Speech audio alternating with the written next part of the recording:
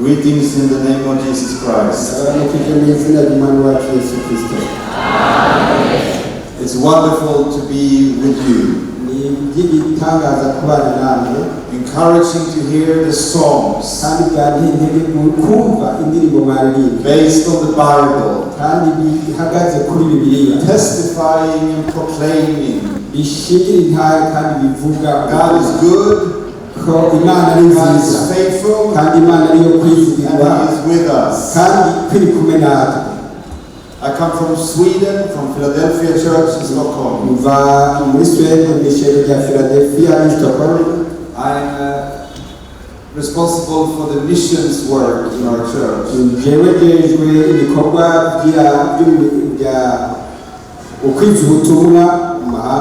And it's my third time to visit Burundi this year. And I'm glad to be with you today. Last week I was in Ukraine.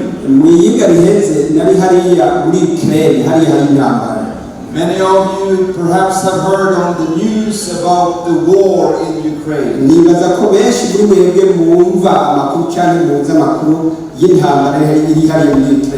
The war affects many parts of the world.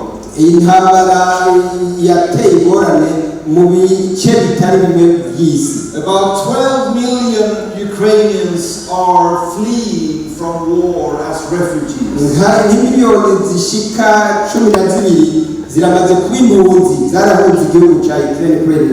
It's a terrible situation.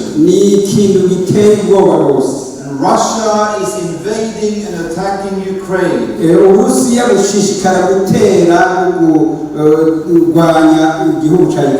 They used to be so close. They used to be brothers and friends. No one could expect that this could happen. I came to visit the Pentecostal church.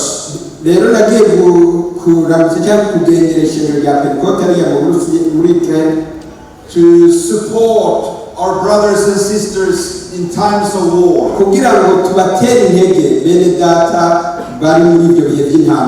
To meet them in prayer and fellowship.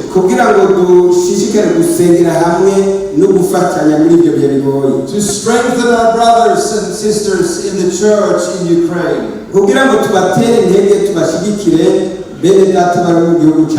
So that they may know that there are people from all over the world and also Burundi who is praying for them right now.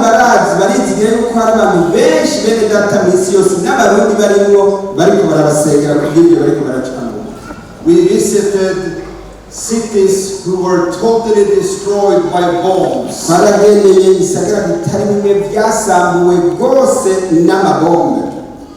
When we were staying in Kiev, the capital of Ukraine, there is curfew in the night, no one can go out. And the sirens are alarming about bombs coming in the night.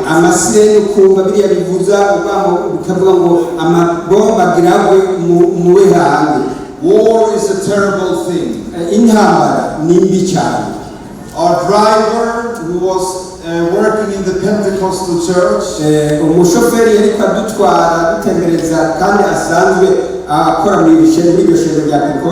he was testifying that while he was driving to rescue refugees,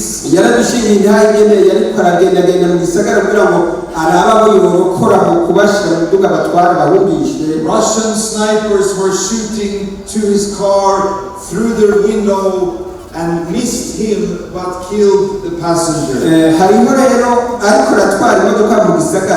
abagwanyi bo mu Burusiya baragerageje kubarasa hanyuma mugabo urusasi ntirwamufashe ruca rufata umwe uwo yari afise mu modoka. Thousands of people have died. Ibihumbi n'ibihumbi by'abantu byarapfuye. And millions are suffering.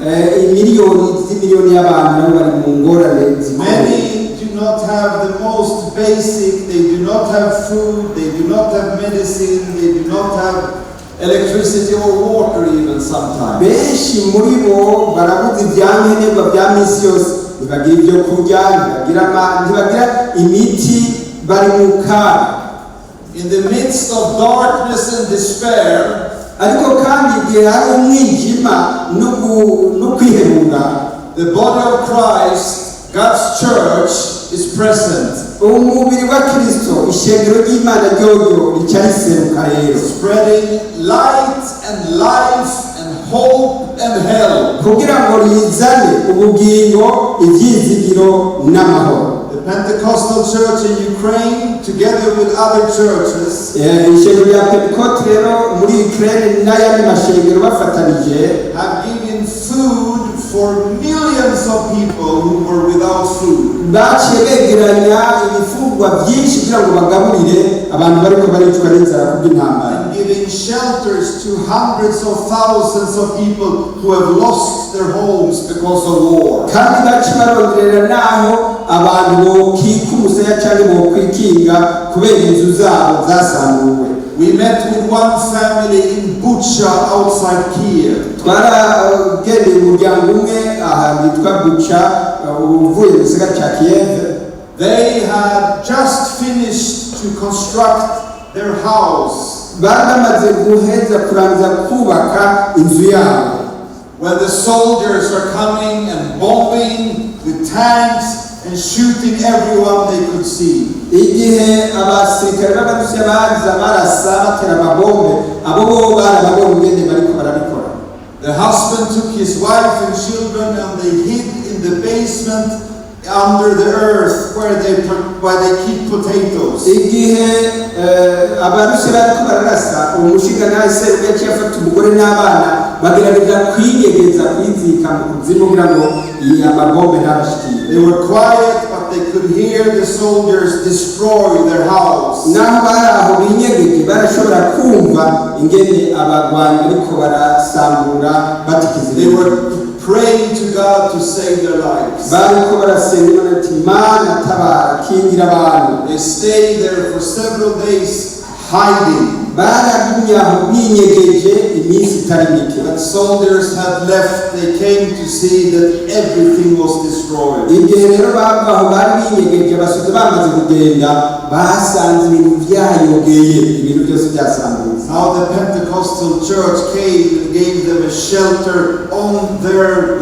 land. rero ishengero rya Pentecote ryaciye riza rirabubakira insago kugira ngo bashobore kuba barikitse. From the ruins, they were committed to rebuild what was destroyed. ishengero rya Pentecote ryaciye rigira ingufu kugira ngo ryongere risanure ibyasambutse. There is a lot of hatred when there's war. igihe hari intambara habaho urwango rwo kwangana. Nations become enemies. amahanga cyangwa ibihugu birangana. And on big billboards all over the country. hanyuma hariho rero ibyapa bamanika hirya no hino. In Ukraine it was written curse and negative words against Russia. aho muri Ukraine rero ibyo byapa byari byanditseko amajambo y'ibitutsi no kwangisha Abarusiya Uburusiya. But the Pentecostal church contacted the government in Ukraine. ariko rero ishengero rya Pentecote ryaciye rishikira leta And asked for permission to change the billboards to prayers and to Bible verses. kugira ngo leta ibahe uburenganzira bwo guhindura ibyo byandiko bari bashize hirya no hino ngo bo bashireko amajambo yo muri Bibiliya, imirongo yo muri Bibiliya. They said hatred will only birth more hatred. abahana bazoshishikara kwangana n'ibyo bicapo bigumyeho. What the people need now is hope. ibyo abantu bakeneye ubu no gusubizwamo ibyizigiro. We need Bible verses. bakeneye rero imirongo y'amajambo yo muri We need Bibiliya. to encourage the Ukrainian people to turn towards God in prayer. dukwiye ahubwo gutera intege abanya-Ukraine bataye Imana ngo bagaruke bahindukirire Imana. They were allowed to print those big billboards with Bible verses, with prayers. Leta rero yacibemerera ngo bahindure izo nyandiko bari bashyize hose bashireho amajambo yo muri Bibiliya n'amajambo yo gusenga. They say that it has changed the atmosphere in the whole nation. Baragushinga intare yuko ivyo byaciye bigira uguhindura ingene abantu babona ibintu mu gihugu cyose. Please pray with us. Turabasabye rero namwe muzobasengera Imana for peace in Ukraine and the end of a war in Ukraine. kugira ngo Imana igarukane amahoro intambara ihagarare hariya muri Ukraine. Now we will read the word of God together. Ubu rero reka dusome muri Bibiliya ijambo ry'Imana. I want to share with you about the Holy Spirit. Nagomba gusangire namwe ibijyanye n'ibya mpemu yera. Thank God for the Holy Spirit. Mushimire Imana ku bwa mpemu yera yatanzwe. In the book of Acts, Mu gitabo cy'ibyakozwe n'intumwa, in the first chapter, verse 8, mu gice cya 4 ku murongo w'8, Jesus says, Yesu Kristo aravuga, but when the Holy Spirit comes upon you,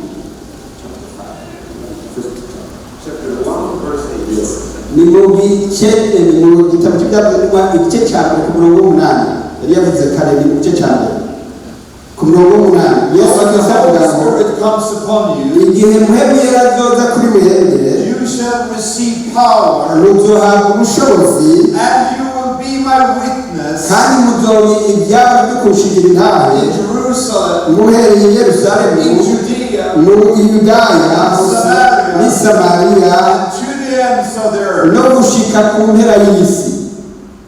The Holy Spirit fell on the day of Pentecost. Mpemu yera yaraguzwa Pentecote. The Holy Spirit fell on everyone, Mpemu yera yaje kuri umwe wese. and people were touched in their heart on the day of Pentecost when Peter was preaching. Igihe Petero yacaga ubutumwa abantu barafashwe cyangwa baracumitswe mu mitima. They asked, what shall we do? Baciye baza ati none tugire gute? He said, repent, Yababwiye ati mwihane turn to God, muhindukire be baptized mubatizwe in the name of the Father, the Son, and the Holy mu Spirit, izina rya Data n'iry'Umwana n'irya Mpemu yera, and your sins will be forgiven, ibyaha byanyu bizoca bibabarirwa and you will receive the Holy kandi Spirit. muzoca muhabwa ingabire ya Mpemu yera. It is a promise. Ni isezerano It dufise, is a gift. ni ingabire The dufise. Holy Spirit is available for everyone Mpemu yera ariho kubw'umuntu wese who turns to God in repentance, kugira ngo abantu bahindukirire Imana mu buryo bwo believes in kwihana, Jesus Christ, bizere Yesu Kristo who is baptized, kandi ari wabatiza, who receives the forgiveness of sins. umuntu agaca ahabwa imbabazi ku bw'ibyaha yakoze. The Holy Spirit Mpemu yera is a promise ni isezerano for everyone who believes. ku muntu wese yizeye. And when the Holy Spirit comes upon you, Igihe rero Mpemu yera akujeko, you will receive power, uca uhabwa ubushobozi and you will be my witness kandi ugacuma uwushinga intahe in the court, hari mu bucamanza as a witness. uhamagawe ngo ube icyabona. What is a witness expected to do? Mbega icyabona gisabwa gukora iki? A witness must say that I will speak the truth and nothing but the truth. Icyabona kivuga kiraye ngo jewe nta kindi mvuga ukuri gusa. A witness can only share what has been seen and what I have heard. Icyabona giterwa kuvuga ku byo cyabonye atari byo cyumvise. It is out of personal experience. Nibyo umuntu wenyine aba yarakoreje kurutoki. I can tell what I have seen and what I have heard. Ndashobora kuvuga ibyo numvise kandi ibyo nabonye. When the Holy Spirit comes upon us, Igihe Mpemu yera aje kuri twebwe, He gives us power aca aduha ubushobozi to experience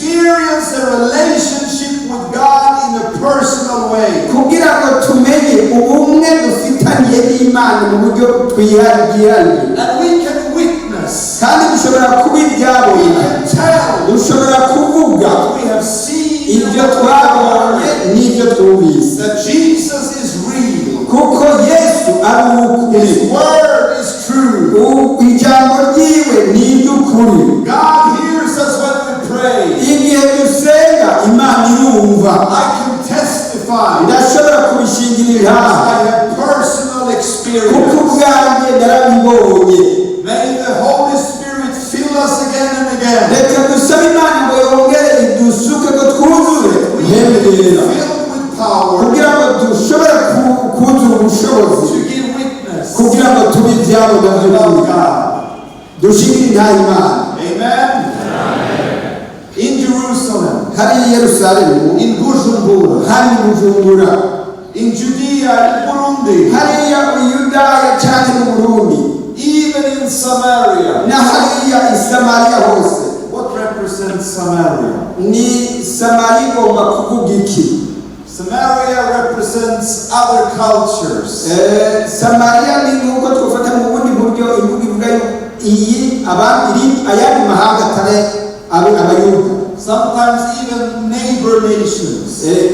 nk'ababanyi ubwo batari abayisirayeli. It is naturally difficult, biragora rimwe na rimwe, but the Holy Spirit ariko mpemu yera overcomes difficulties, ashobora kurengera ingorane zose zishobora gutandukana, overcome tensions and cultures, ibintu bituma abantu badahuza bacanamo, so that we also can be witnesses to Samaria. hariho rero iby'intege byagaragara i Samariya, But with the Holy Spirit ariko igihe mpemu yera is the power to be witnesses even to the ends of the earth. ashobora kuzana ubushobozi kugira ngo abantu babe ibyabo by'umushingira intaha Imana gushika ku mpera y'isi.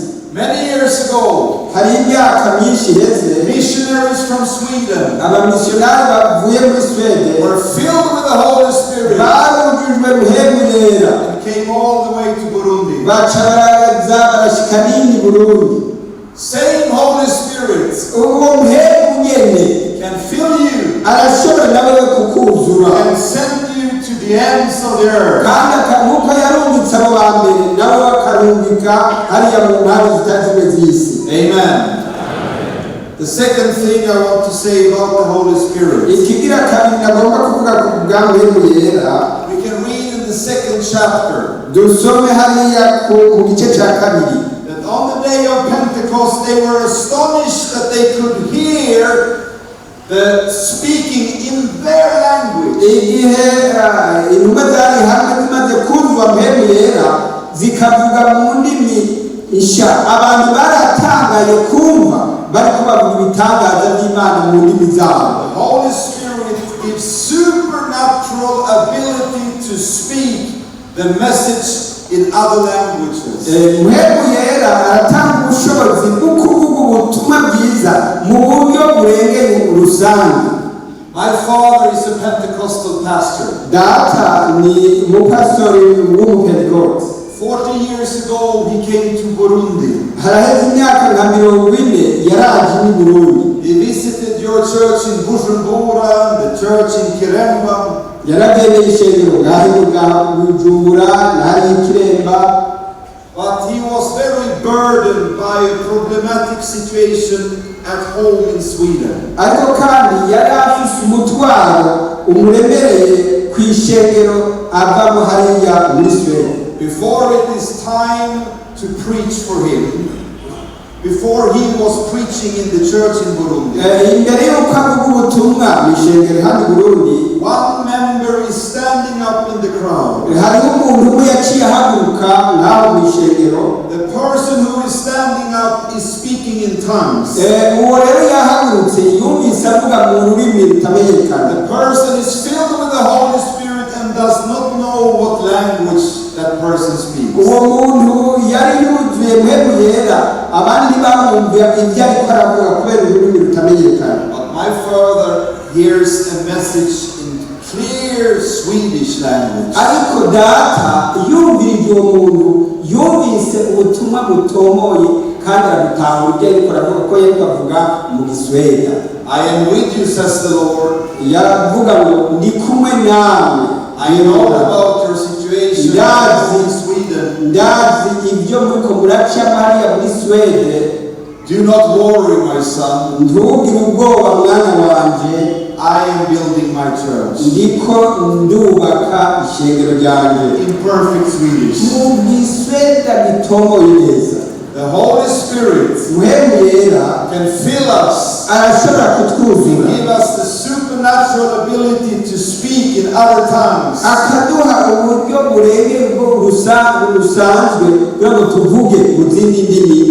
Not only a prayer language, but also sometimes a message to other people in other languages.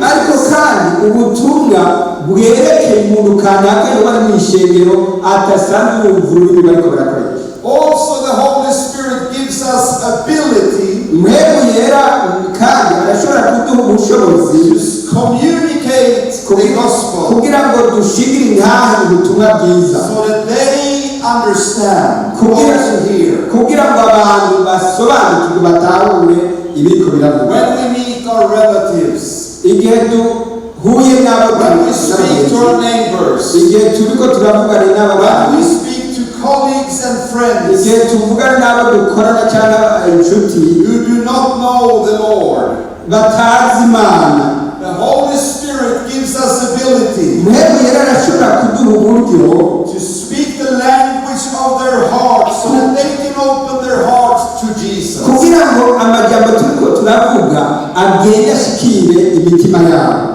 Amen. The third thing about the Holy Spirit, we can read in chapter 2 in Acts. Chapter 2 in Acts. That people were gathered from many nations on the day of Pentecost.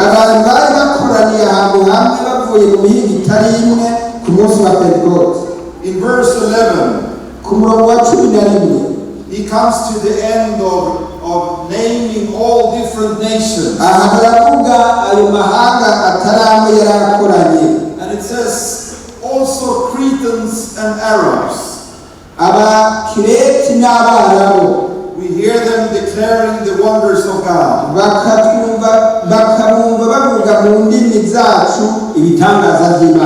I think the Holy Spirit inspired Dr. Luke to put the Cretans and the Arabs next to each other in this.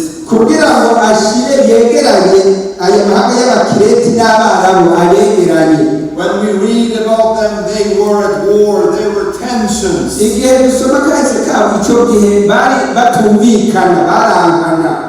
But when the Holy Spirit comes, he makes enemies brothers. Because of Jesus Christ and the blood of Jesus Christ and because of the Holy Spirit given to all, enemies becomes brothers. We can be in unity. It's amazing with the Church of Christ. We can be together rich and poor. Businessmen, politicians, teachers, mothers, farmers. In the natural, we don't have anything in common. Because of the Holy Spirit, we are brothers and sisters. We are one family. We live in unity in the Spirit. We need the Holy Spirit. The last thing I want to share with you. In chapter 4 in Acts, the church was persecuted. Peter and John were arrested for preaching the gospel. Petero na Yohana bari bamaze guhagarikwa gufatwa kubera gushinga intahe Yesu. The church was praying. Hanyuma rero ishengero ritangura kubasengera. And in verse 31, ku murongo wa 31, after they prayed, barangije the gusenga, place where they were meeting was shaken, aho bakoraniye haratigita, and they were all filled with Holy Spirit, bose buzuzwa mpemu yera, and spoke the word of God boldly. bavuga ijambo ry'Imana bashize amanga. The Holy Spirit fills us Mpemu yera amaze kutwuzura, so that we can speak the word of God with boldness, turashobora rero kuvuga ijambo ry'Imana dushize amanga, so that we may not fear men, rero ntabwo tuba tubaye mu gutinya the abantu. opinion of people, Hariho cyangwa ibyiyumviro by'abantu but by'abantu we b'Imana, may fear God ariko kandi dukwiye ahubwo kubaha Imana, and serve Him boldly. tukamukorera dushize amanga. I have a friend in Russia. Ndafise umugenzi mu Burusiya, He's a pastor ni umupasitori, my age. tushobora kuba tungana imyaka, Pentecostal church in Russia. ni uwo mu ishengero rya Pentecote hariya mu Burusiya. His name is Ivan. Izina ryiwe yitwa Ivan. When he was 10 years old, Igihe yaramaze imyaka 10, during Soviet time, igihe Uburusiya bwari buganje, it was communism in Soviet. hariho ibyitwa komunisme hariya muri kiriya gihugu. The principal of the school brought him in front of everyone in the school like this. Umuyobozi w'ishuri kanaka yaramushize imbere y'abandi banyeshuri bose bakoranye nk'uko mukoranye, And they were interviewing him. hanyuma yari kubamubaza ibibazo kanaka. Why are you not a member of the Communist Party? Yamubaza ati mbega wewe ni kubera ko utari umwe mu bakomunisita? Is it true that you believe in Jesus? Ni iby'ukuri murizera Yesu Kristo? And he, the principal, made the whole school to laugh at Ivan when he was 10 years old. Hanyuma rero uwo muyobozi acabwira abanyeshuri bose baziryo shuri ngo bamutwere bamukekeze. He comes home after school. Ivan comes home after school. Hanyuma hari amashuri ibyigwa birangiye, Ivan arataha muhira, Goes into his room and closes the door and goes on his knees. aca yugura icumba ciwe arugara, aca arapfukama, And he says, Holy Spirit, aca avuga ati mpemu yera fill me nyuzura and help me. kandi mfashe.